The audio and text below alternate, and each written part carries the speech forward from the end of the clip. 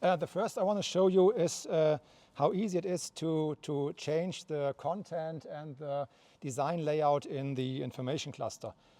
By this little tilting thumb wheel, you can change the content, for example, from the actual extended range prediction to driving assisted view, to route information, to map and so on, many other possibilities to change the content. And what's new, you can set all this content in different design layouts.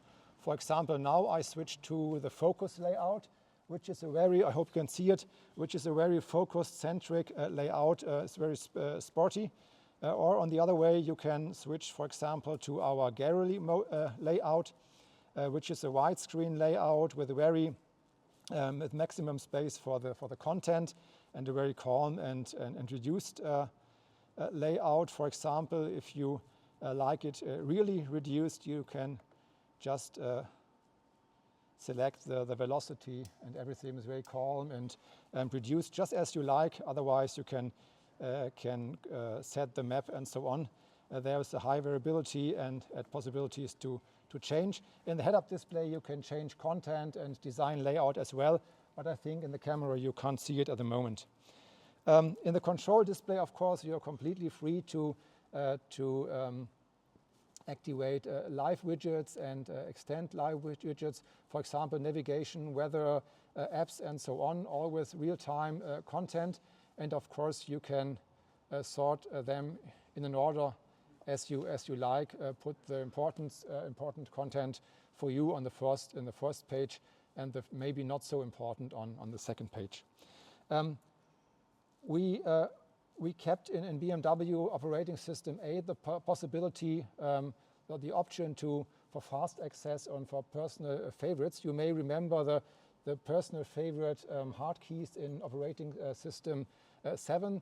Our customers very heavily use this personal favorites, so we kept them. But of course, we kept them digital. So you just have to swipe the display down, so you get your favorites.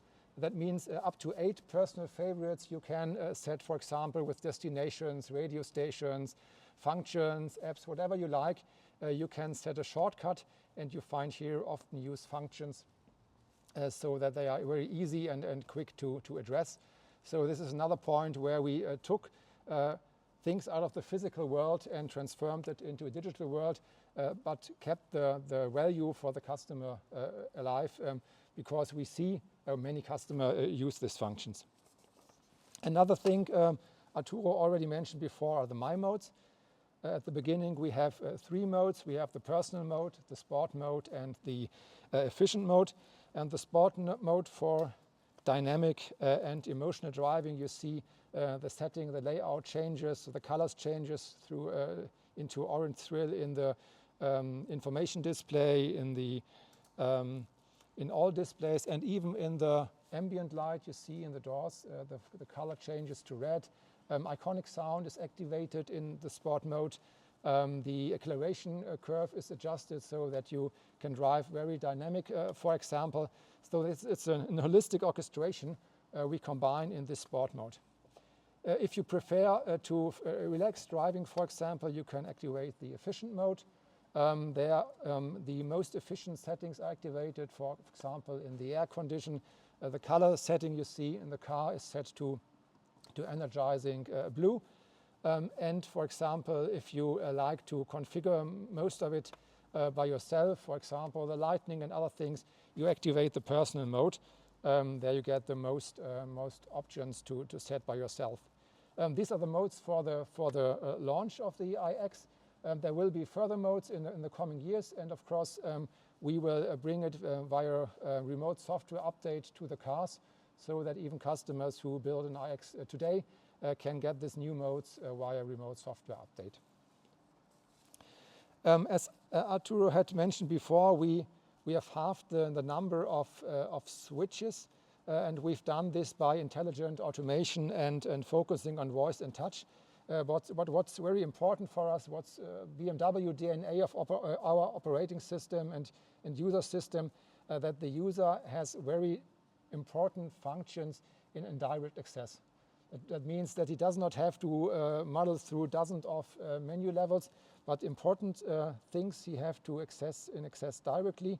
We have it by retaining control clusters, for example, for the seat adjustment, for the exterior light, for the interior light. You found control clusters there where you expect them, there where you can access them easily without distraction while driving. And you get a direct response when you activate it, and you find further settings in the digital menus. So we managed to get a seamless transition between the physical and the digital controls. And we think that's the very important part, not to put everything into touch, because only touch isn't so user-friendly as keeping special functions on hard keys as we did it. But as I said, we reduced the number to half. Another point Arturo already mentioned is the deep integration of third-party applications. For example, now our activated CarPlay, and as you see, we use Apple CarPlay on all of our screens. We use the complete widescreen of the curved display. If I show the card, you will see it even better. We use the complete widescreen, and what's new and the world premiere of Apple CarPlay as well, that we can see the map and the navigation routing in the instrument cluster as well. I just activate an Apple route, and as you see in the instrument cluster, starting route to Augsburg. You see it there. Proceed to BMW LA, then turn left.